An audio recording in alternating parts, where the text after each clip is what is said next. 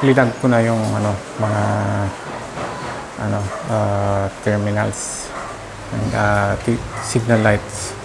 So try natin kung gagana ba yung, kung tama bang left, kung left yung pipindutin natin sa turning nozzle, turning button. Yan. Okay, testing natin. Left side, muna natin. Yan. Okay, nakaan na.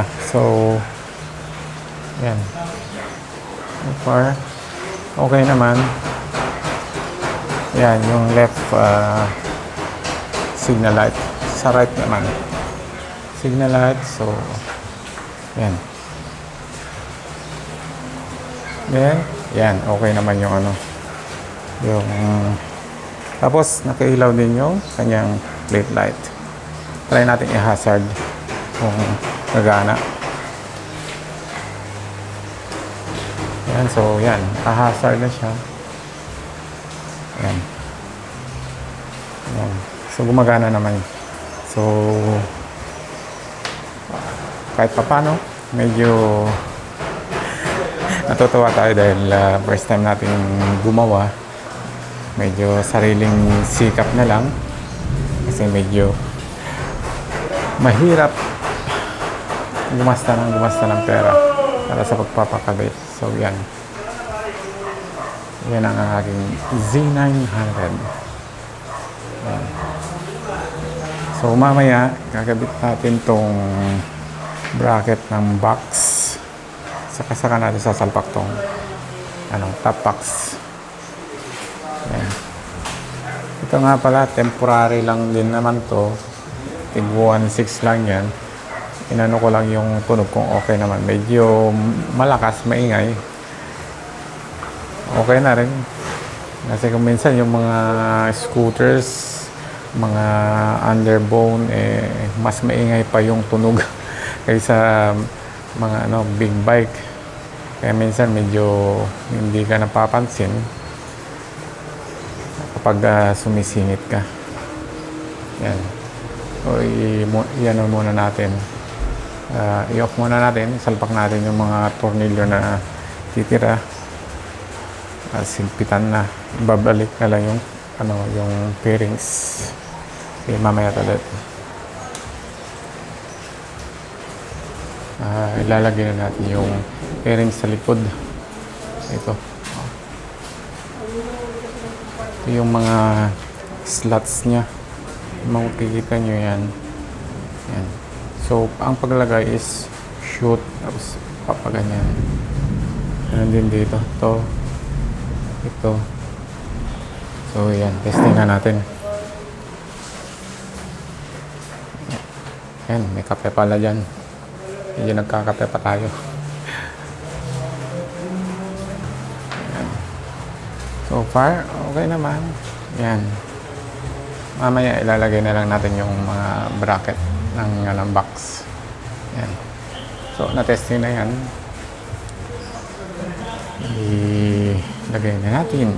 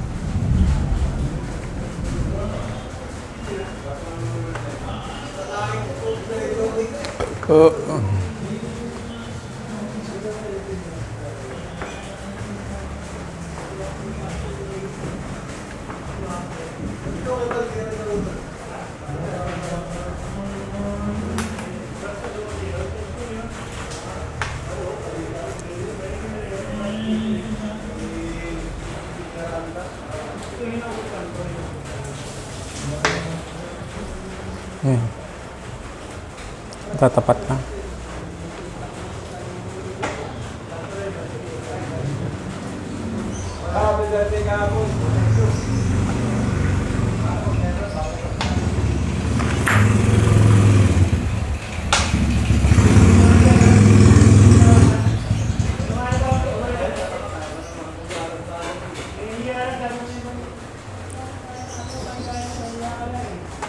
Yan.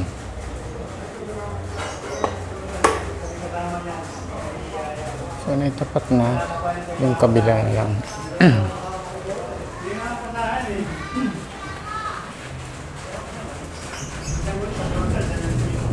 Yan. Dito.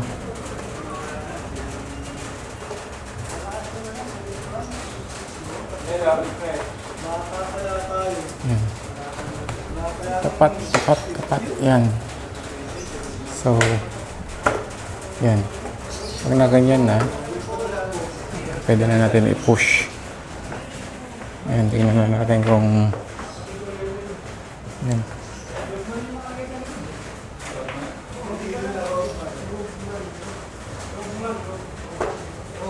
Yan. Alas yun na. Yan. Konting push.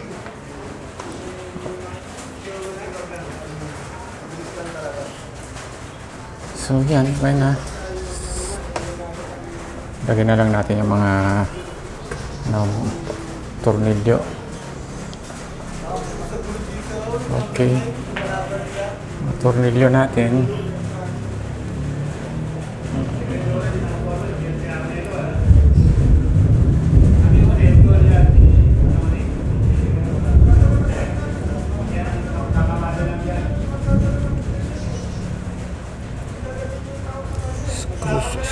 Screws.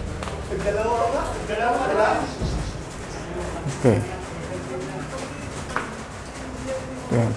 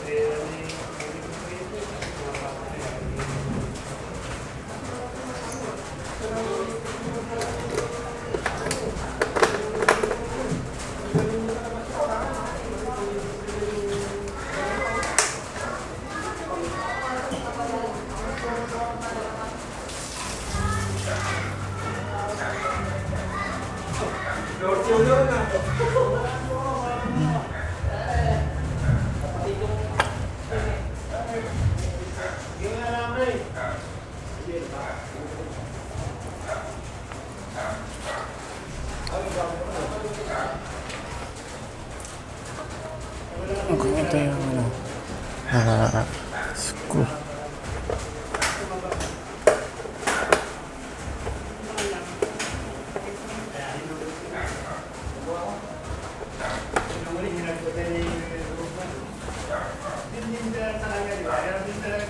Yan. Pumasok na yung thread. Ito naman sa kabila.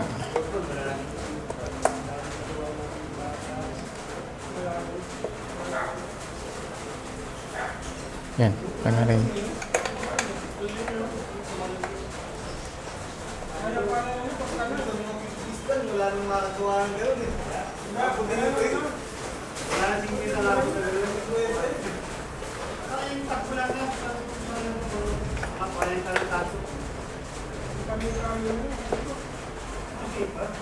Alam ni Rani, maglalaro din ako eh. Ano hindi ba? Okay pa lang ako. Hindi na yan, sabi ni Rani.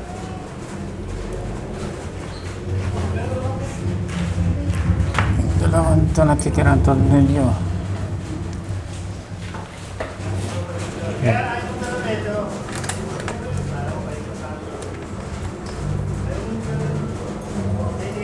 Okay, pasok na rin.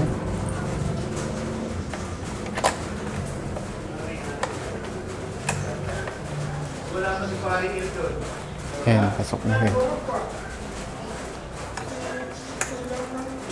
lang naman doon. Hindi ko lang masabi kayo yun. Pagkakas, pagkakas,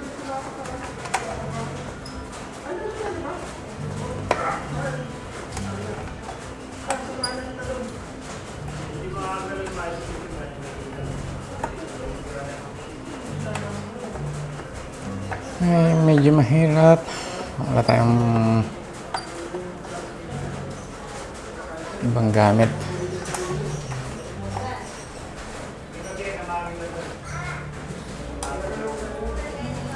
Okay. Okay. Okay. Okay. Yung screws na lang dito. Pero nawala yung isang plastic washer.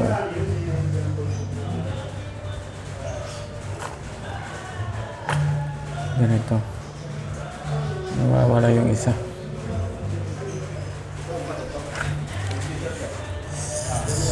Saan kaya nahulog?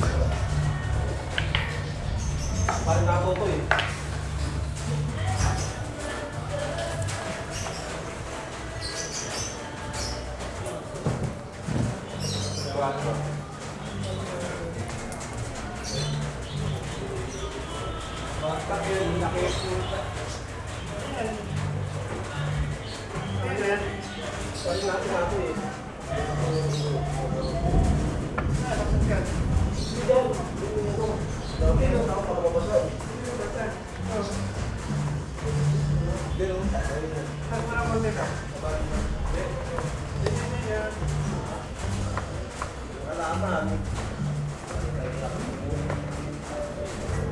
Kuha tayo ng screwdriver.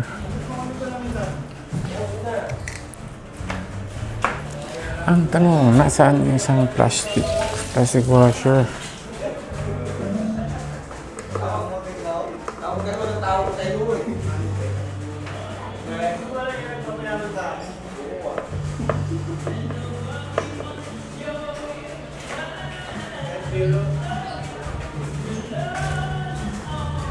Hindi may central washer.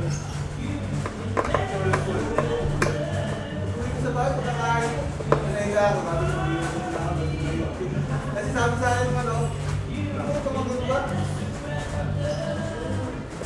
Kanina? Hindi na tayo, mayroon pa sa Okay. I-pwesto muna natin. Mamaya tutuloy ko lang. Papakita ko na lang mamaya pag natapos. Yung bracket. Top box bracket. So, yan. Ang ano lang, problema dito, ito lang talaga yung location ng bolts dun sa butas na pwede siyang ilagay. Hindi na pwedeng i-adjust na ganyan. Siguro pabubutasan ko ng iba kasi baka mamaya yung top box, yung likod dito masyadong pasok dun sa ng upuan. So medyo kulang sa mga adjustment, pwedeng pag-adjustan. Maganda sana kung medyo meron silang iba pang butas kasi alangan yung mga butas. At hopefully may kabit ko yung box. Yan yung box natin. Medyo ginabi na tayo. May nagbibideo okay ng kapitbahay. Pero ganyan talaga. Ngayon lang, first time naman natin na nagkalikot ng ganitong big bike. Then walang ka-experience. Maliban dito sa walang yan, KTM. So yan, i-try ko muna kasi baka hindi ko mahawakan yung phone, hindi ko may adjust. So mamaya papakita ko kung naikabit ko na. Okay, tapos na rin, ilagay na yung box. Maganda naman kinahinatnan. Nagawa natin ng remedyo yung mga nakatukod na parts ng bracket. Ayan, yung mga tornilyo, yung mga inayos natin. Yan yung sa ng bracket. Tapos yung mga additional original washer para pantay naman yung level ng footrest. So yan yung mga nagawa. Tapos to, para medyo neat ng konti, may nakita ko sa post kasi ng mismong seller ng bracket na ito. Kita ko kasi yung mga wires niya gewang-gewang. So parang hindi siya neat tignan. So far, maganda naman ang kinaitnan. Hindi ko na rin ginamit yung yung base plate dito na stock ng ng bracket kasi may base naman yung top box natin. So siguro magdadaglang lang na tayo dito ng additional na o move natin yung tornilyo na to para medyo mas sturdy yung niya kasi masyadong magkalapit dapat dito. Yan. Para medyo mas maganda yung tumaas na ngayon yung ng plate, pataas na, hindi gaya dun sa stock. Pero mas mataas, mas visible na ngayon yung yung kanyang gulong, kitang-kita na malaki. So ngayon gusto kong i-testing, paandarin muna to, ipailawin ko muna yung signal light. Yan. So yan, gumagana.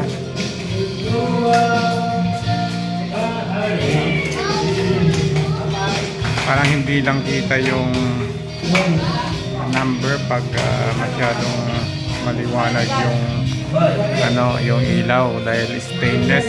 Siguro pipinturahan ko ng puti yung stainless para mas magiging visible yung dark letters and numbers niya kasi baka mamaya masita. Although pag daytime wala nang problema yung stainless, okay din naman siya. Testing natin yung hazard. Yan sa harap.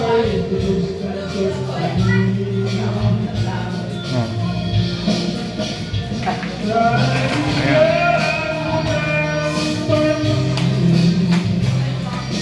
Maganda naman ang hinatnan. Brum brum. Yan. Yan.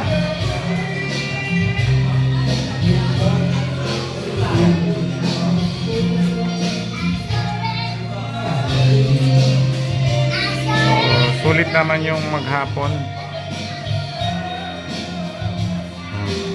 So try ko muna na paandarin pa.